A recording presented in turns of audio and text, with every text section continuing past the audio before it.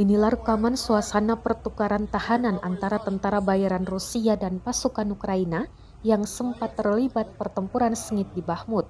Rekamannya beredar di Telegram pada Kamis 25 Mei 2023. Dalam momen pertukaran tahanan ini, bos kelompok tentara bayaran Rusia, Yevgeny Prigozhin, tampak terjun langsung.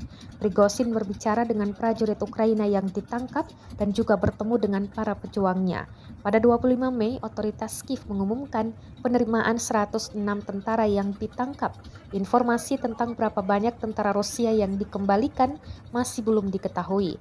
Dalam video tersebut, para pejuang angkatan bersenjata Ukraina yang ditangkap menjawab pertanyaan Prigozhin dan menyatakan bahwa tidak ada yang memukuli atau melukai tentara bayaran. Kemudian para tawanan perang pulang dengan diiringi barisan perlengkapan militer Ukraina.